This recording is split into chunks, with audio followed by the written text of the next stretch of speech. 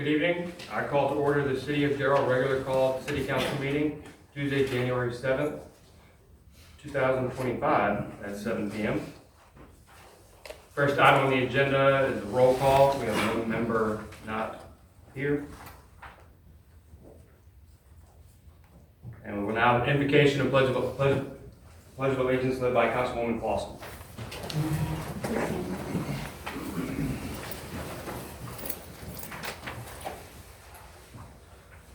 Dear Heavenly Father, we come before you this evening giving thanks for our opportunity to serve the city of Gerald. Lord, we pray for wisdom, for strength, for courage to do what is right and good for all of our citizens. May we put the interest of others above our own. May we act with love for the common good. May we be good with our neighbors, recognizing your image in every person. Grant us the patience to listen to one another and the grace to understand the different perspectives. Let your truth be the foundation of our decisions. As we move forward, give us peace knowing that your hand is upon us and that you are directing our steps. Lord, thank you for your wisdom and guidance as we prepare to discuss the items on our agenda this evening. Amen. Amen. I Pledge allegiance to the flag of the United States of America and to the republic for which it stands, one nation under God, indivisible, with liberty and justice for all.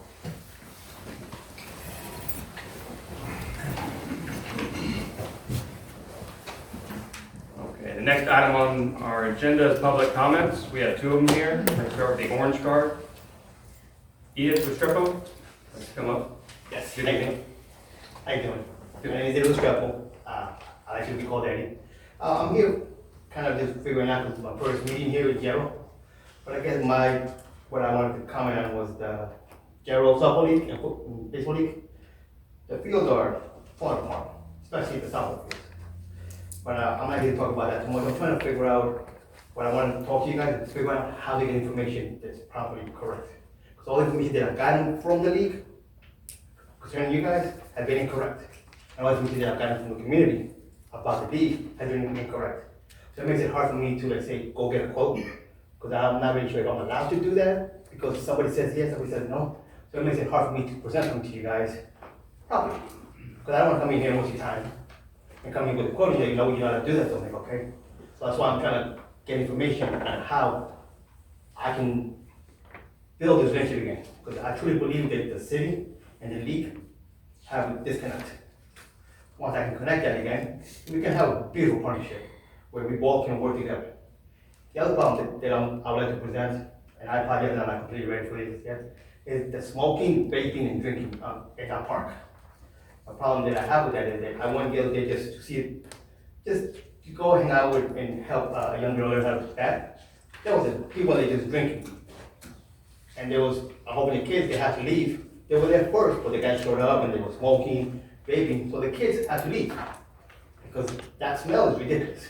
And a little girl and a little boy should be allowed to go to a park and play. Not be thrown out because you're drinking, smoking, being stupid, sorry to say that. What I was told is that because you guys, again, I was told this, I'm not saying this is true, it was deemed a public park, so anybody can go into that park and do whatever they want to, because there's no signs, there's nothing saying they could or could not do something. And when I presented myself to them, hey, can you smoke over there? Because the city had not deemed this illegal, so I can do whatever I want to do. And technically, they're right. Because I can't tell somebody to do something if there's no sign saying they can't do it. During the softball season, a lot of those girls, I had little girls last year coaching, they threw up because the smoke and the vaping and that smoking was ridiculous. So maybe we can do something about that. That's basically what I have right now. Next time I see you guys, I'll have a little better list and a little more prepared. Thank you very much for your time. Thank you. Thank you.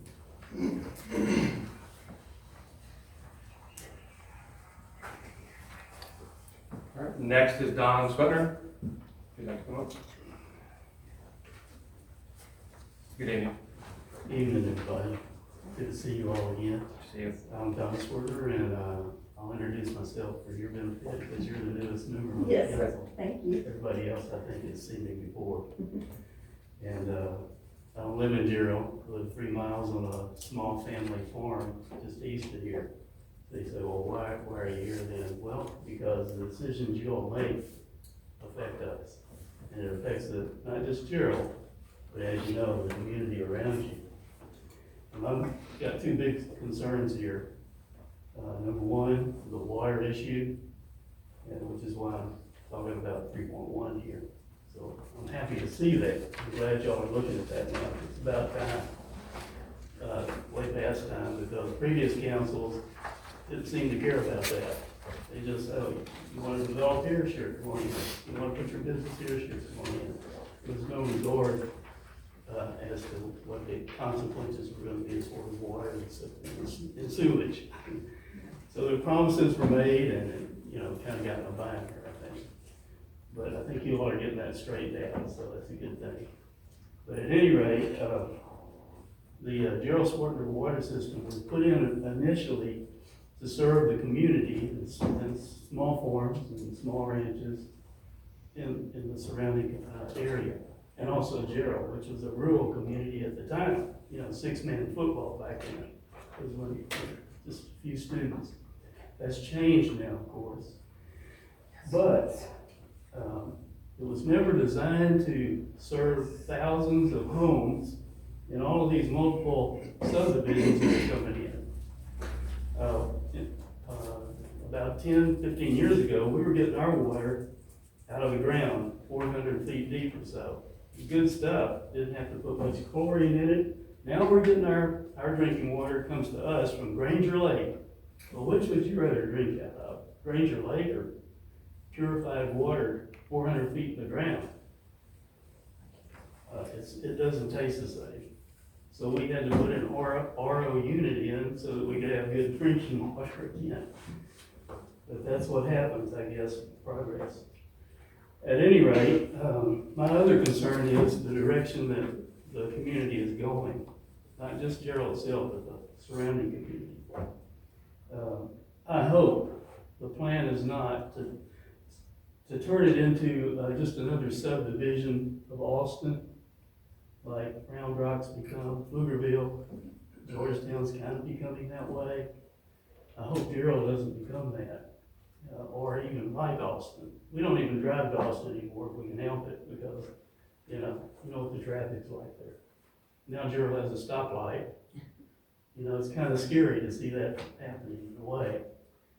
But I guess that was needed, although I have sat there a couple of times when nobody was here, nobody was there. I was the only one sitting at the intersection, I had to wait for the light. Whereas before we had a stop sign, it just, you know, if nobody was there, you just drive on through.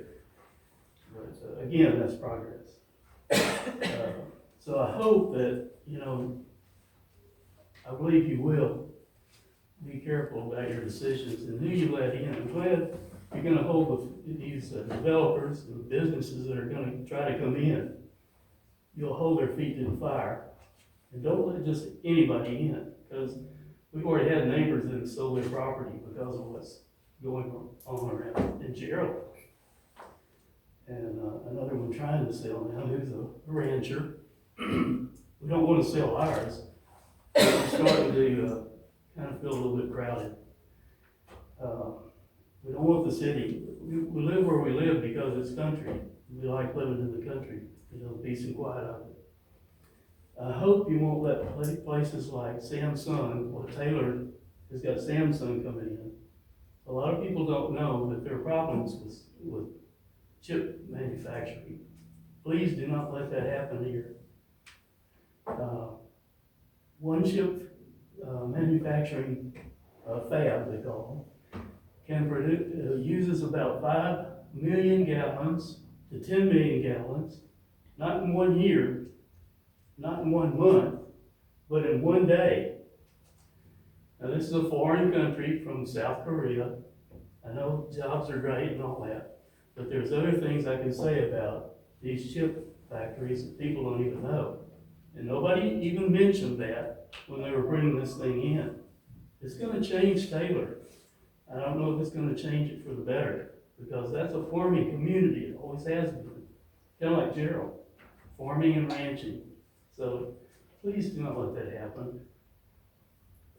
And, thank you for bringing this into consideration. I hope you'll give it serious consideration. And, just realize your decisions are affecting a lot more people than just right in this one little area.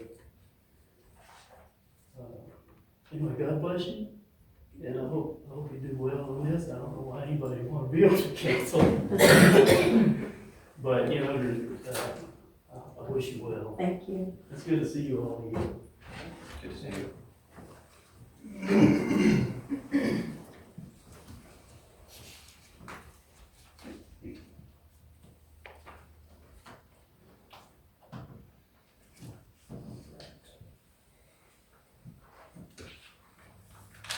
Next item on the agenda is agenda item number 3, public hearings.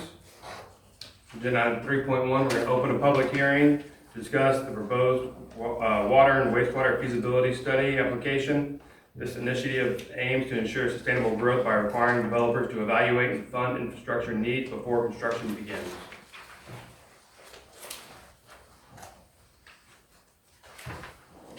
We have no public comments.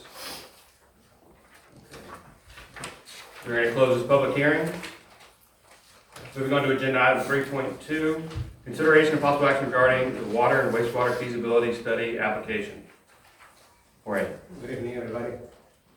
This aims to, due to the rapid growth, we're trying to control overcommitting our services. And by that, we want to help the developers pay for developer-driven decisions. Incorporating these fees, we allow them to pay for a study where we can designate what improvement has to be in place for them to proceed. We can identify the needs that they have to implement for the city, or maybe we can have a cost-sharing benefit where we can tag along with them and get something out of it without overcommitting funds and resources. This study will be valid for 6 months, where the developer has to secure a development agreement, and if it's not done within 6 months, then they have to restart the process all over again.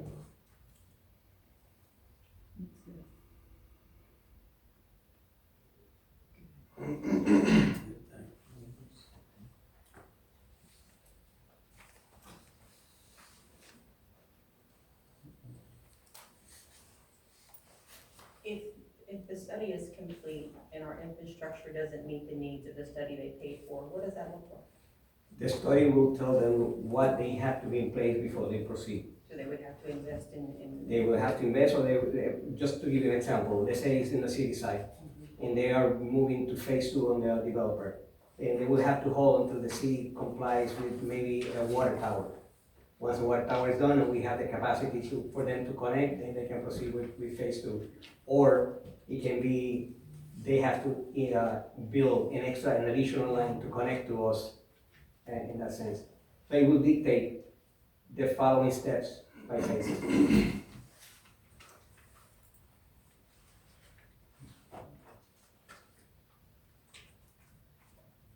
Is this process comparable to other cities? Yes. Yes. As a matter of fact, our counterpart, Schregner, does the same. In other cities, I don't do the same in the past.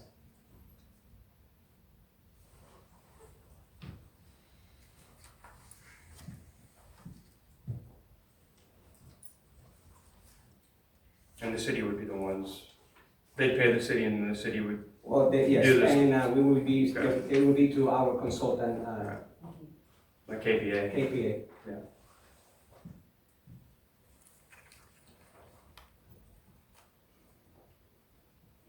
How long do those studies typically take? The study, it depends on the size of the developer. It can take a month as a short. It will be depending on the size of the developer. Okay. And they're already doing our master plan And study, so then they're it doing should, master plan, so they'll be familiar with. having KPA will be a benefit for the city.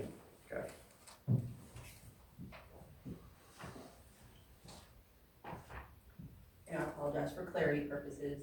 You said it's good for 6 months. What if it takes longer than 6 months for us to complete the infrastructure? Does that void this and have to pay again? No, because if the developer does not secure a development agreement within 6 months, he has to pay everything again. Once he has a development agreement, everything from that point, and we were gonna separate those areas for him, but he would have to proceed according to. So that spells out the timeline? He will be spelled out, Okay, yeah. okay, thank you.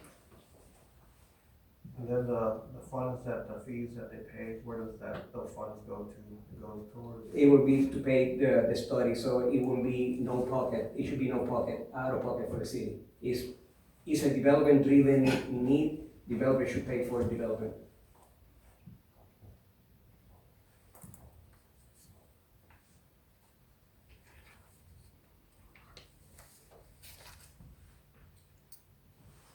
Any other concerns? Questions?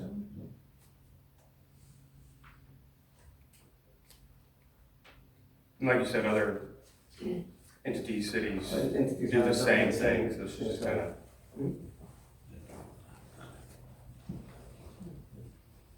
I will motion to approve the water and wastewater feasibility study application as presented.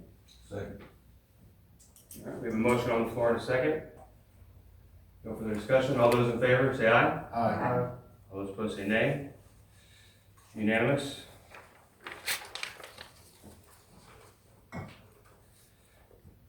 Okay, moving on to agenda item 3.3. We're going to open a public hearing to discuss the proposed reduction of boundaries for the tax increment reinvestment zone, also known as the TERS. This adjustment aims to align with the city's strategic goals and support ongoing development initiatives. The purpose of this hearing is to provide the public with an opportunity to comment on the proposed boundary reduction and its implications. All interested residents, businesses, and stakeholders are encouraged to attend and participate. We do not have any public comments on this item. As of now, we're going to close this public hearing. Moving on to agenda item 3.4, consideration of possible action regarding ordinance number 2025-0107-01, an ordinance concerning the proposed reduction of boundaries for the tax increment reinvestment zone. This adjustment aims to align with the city's strategic goals and support ongoing development initiatives. All right. This ordinance is in relation to the Labatt project, also known as the Launch Lady. And what we're trying to do is reducing the boundaries of the TERS, removing the Labatt out of it. That would allow us to follow suit with the county in participating for an agreement to incentivize the business. We have another item that we have to discuss for that to happen. But the first step would be to remove the Labatt project from the TERS and create a separate zone just for them. What are the negatives to do on this? Actually, there's no negative there. We're not losing any money, we're not investing any money. I would say it would be a positive. Once we remove the Labatt out of that TERS and we create an investment zone for the Labatt, we still incentivize the business, but whatever funds we collect, we can use anywhere in the city, not just allocated to one single area in the city.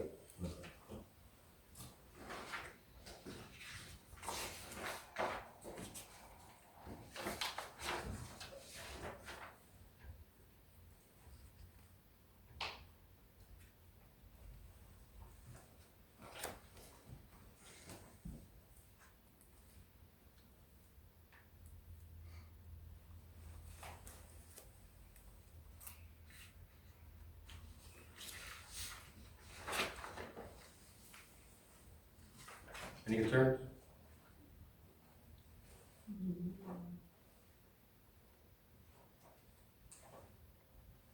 I'll make a motion. Look, I said, what did you do? Let me make sure I say it right. I move to approve ordinance number 2025-0107-01 as presented. Second. All right, we have a motion on the floor and a second. No further discussion. All those in favor say aye. Aye. All those opposed say nay. Unanimous.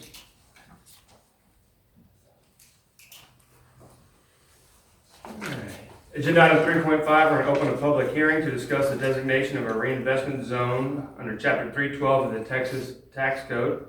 This designation will support economic development initiatives and align with the city's strategic goals. Purpose of this hearing is to provide the public with an opportunity to comment on the proposed creation of the reinvestment zone and its potential impact on economic growth and taxation. All interested residents, businesses, and stakeholders are encouraged to attend and participate. Since we have no public comments, we're going to close the public hearing. We're going to move on to agenda item 3.6, consideration of possible action regarding ordinance number 2025-0107-02, concerning the designation of a reinvestment zone under Chapter 312 of the Texas Tax Code, which will support economic development initiatives and align with the city's strategic goals. This will be the second part of the LAVAT project, where we're gonna define the LAVAT as its own investment zone. And again, that would allow us to follow suit with the county and offer them a 312 agreement. We still incentivize the business to come to the city.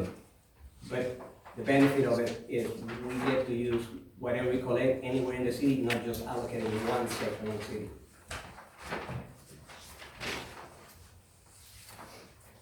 Same thing, win-win, no loss.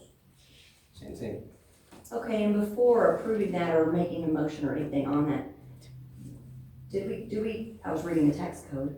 7 days, we have to give 7 days notice before we go into that, or to approve that? The 312 agreement? Mm-hmm. Yes. We have to, well, for the 312, we have to make a public notice. Okay, We're working on those agreements. But for us to move forward to those agreements, we have to define the investment zones first. okay, so this is our first step of doing that, and The then the first next step. would be It has- Yeah, yeah. making the 7-day agreements notice and to agreements. everyone. Gotcha, okay.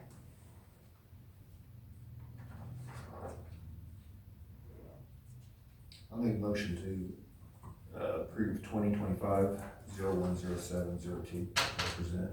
Second. All right, we have a motion on the floor and a second. No further discussion. All those in favor say aye. Aye. All opposed say nay. Unanimous. All right, agenda item number 4, consent agenda items.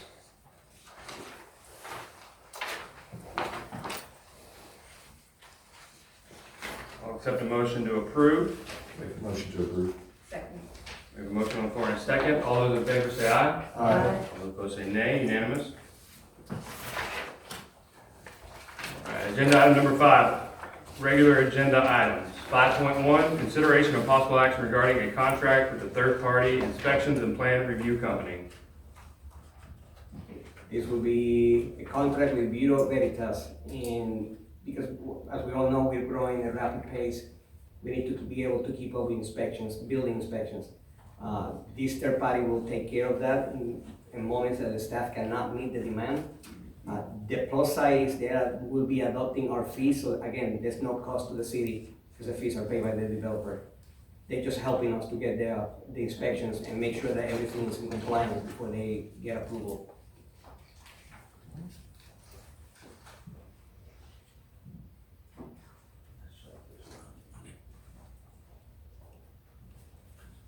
So fees are paid by the developer, we don't have to spend any money.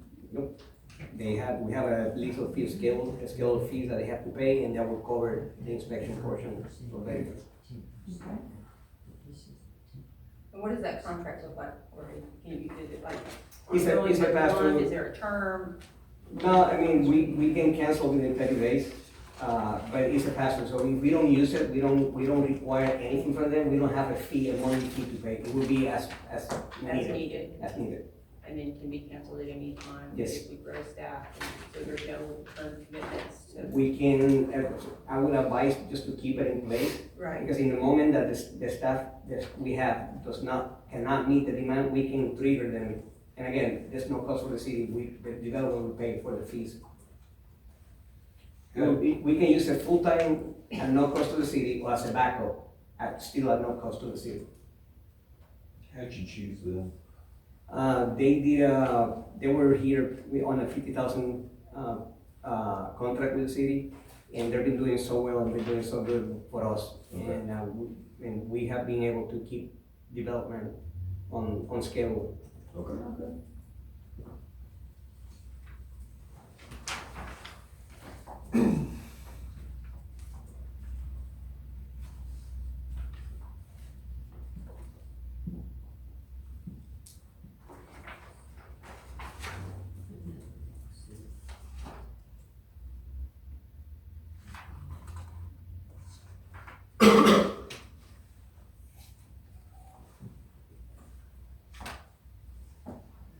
Motion to approve.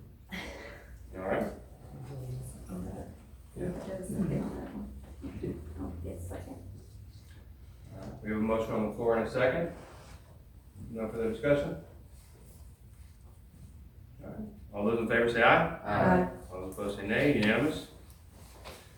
All right, agenda item 5.2, consideration of possible action regarding ordinance number 2025-0107-03, an ordinance approving a voluntary expansion of the extra jurisdiction of 81.949 acres of land being part of the Isaac Bunker Survey Abstract number 54 in Williamson County, also known as the Pale Rider subdivision.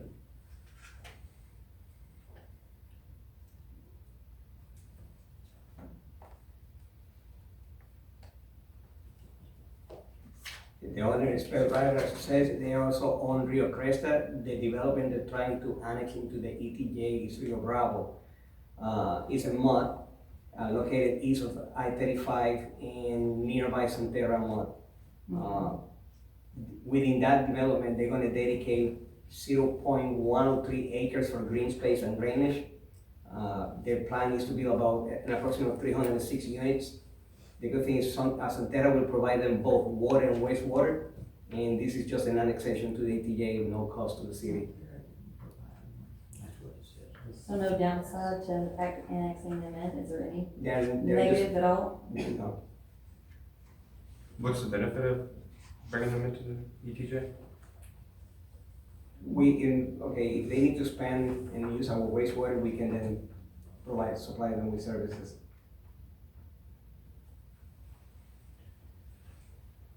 Do we have, obviously, you know, what's in the Sonterra supplying the wastewater that's passed through to us, how do we ensure that we're getting compensated adequately for, the Sonterra's gonna be charging them?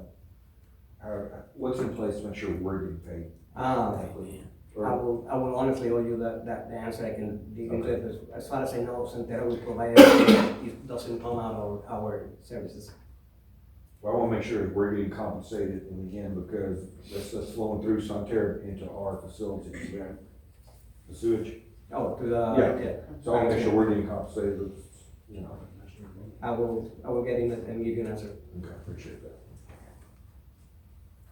And we have capacity to take on this Yeah. new flow, how many, 300?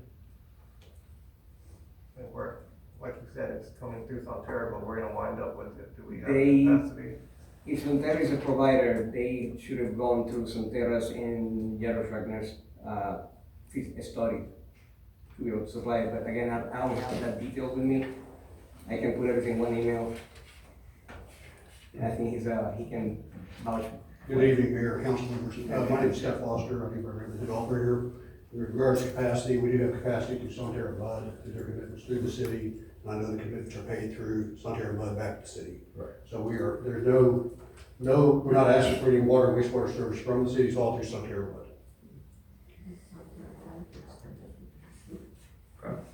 So you're gonna find out if we have capacity at the I will plant, find out. and then adequate payment to us. And you're not connected with Sonterra in any way? I represent Andy Bilbert on Wesco through this, and we do have a commitment through Sonterra Bud, through the master agreement with Sonterra Bud for this tract. Right, what I'm saying is, I wanna make sure if you got 100,000 gallons coming through addition, that you're committed, you're paying them, that we're getting our payment for it going to our plant. It's, in the end, it's our plant. That's Right, correct. right, That's correct. I'm assuming that happens. Right, so that's the question to the city manager, make sure. I will find an answer, get council. Yeah, that's kind of How important. critical is this on a timeline of this evening if we wanted to see that additional information? We're proceeding with development plans on this, so we're hoping to submit construction plans to the city here immediately. This was brought before y'all, I know y'all have a lot going on in the background here, but this was brought before y'all back in August. And so we're hoping to have had action on this already by now. We appreciate y'all's consideration tonight. So why do you wanna be in it? Again, long-term commitment to the utility corridor. There's a lot going up and down County Road 314 between Rio Bravo, Rio Cresta, and Sonterra. Just a good planning exercise. There's no downside to either party. What is the current ETJ? The current ETJ, there's a portion of this tract that's an ETJ on the northern side, and then Rio Crescent was annexed, into ETJ, I believe, this past summer. Immediately south of this is contiguous.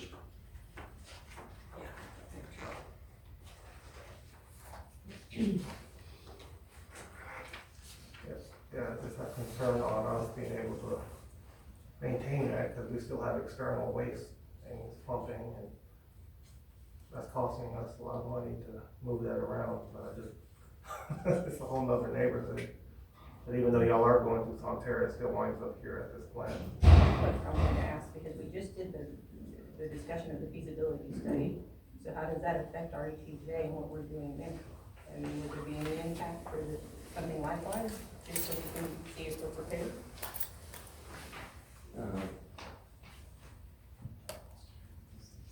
I mean, it sounds good, but like Daniel said, we still wind up with it at the end of the day, so. Irregardless, y'all are gonna build, correct? Yes, sir. Connections are coming. I'm more interested to see our contract with Sonterra.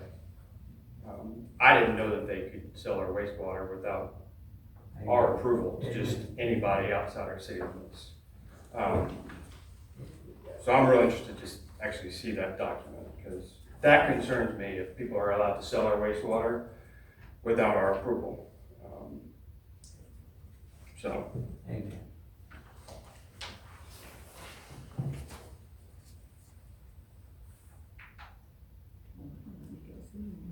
Back over there once we got some answers.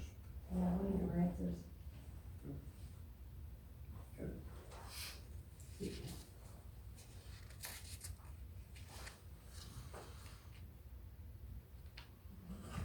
So is this tabled? Yep.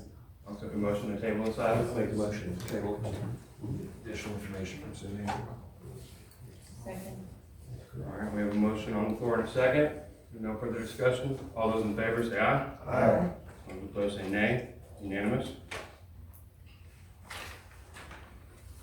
All right, agenda item 5.3, consideration of possible action regarding resolution number 2025-0107-04, a resolution of the city of Gerald, Texas, to participate in the National Flood Insurance Program. All right, A while back, we adopted the National Flood Insurance Program into our ordinance. This is the final piece to make it all complete. What we're doing is adopting an ordinance designating the mayor or designee as an assistant for FEMA, and appointing the city manager or floodplain administrator to maintain record of points of elevation and any structure within it.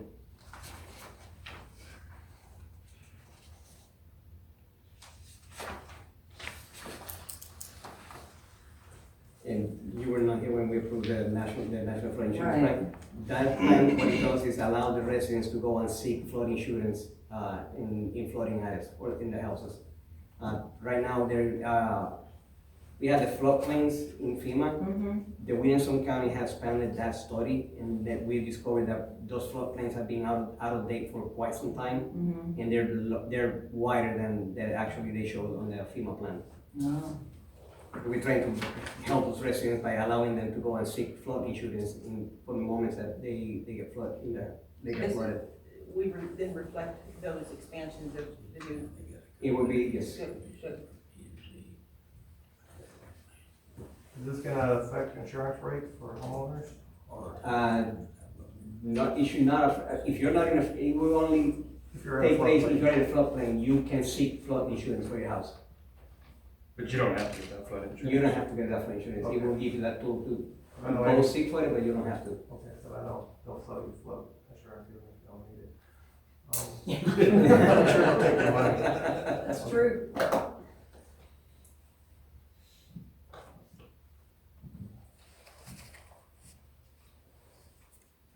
Well, and how did, this is a dumb question, but how There's no does such the thing. residents become aware that they're in a flood zone? I mean, The maps are being updated, and they're Okay. gonna be public available on the Williamson County webpage. As a matter of fact, they have the webpage already, you can access it, you can see, as they make progress, you can Mhm. see how the floodplain has been increasing. right, And they can tell you that you are or you're not in the floodplain Right. area. okay. Motion to approve resolution 2025-0107-04 as presented. Second. All right, we have a motion on the floor in a second. There's no further discussion. All those in favor say aye. Aye. All opposed say nay. Unanimous.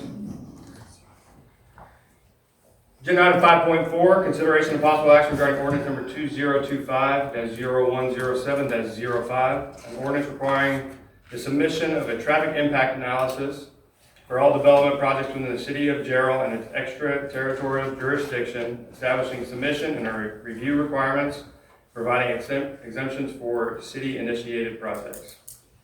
All right. This is in line again, the development-driven needs should be paid by development.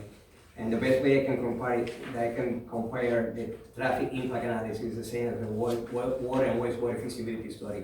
It will tell their developer how their traffic is going to affect our roadways and what improvement have to be in place for them to move forward.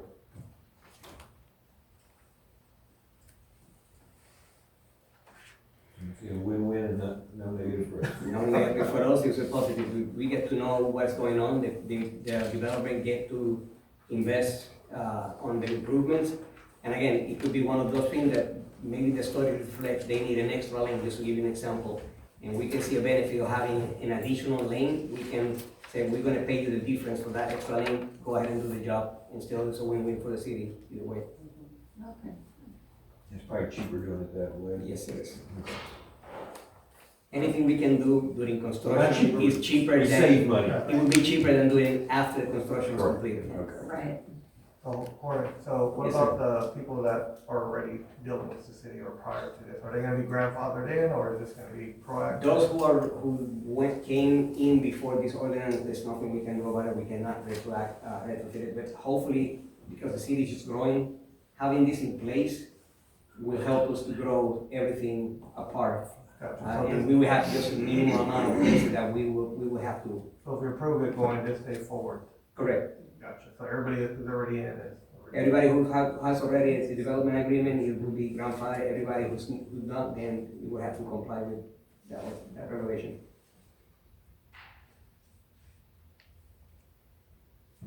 Motion to approve ordinance number 2025-0107-05 as presented.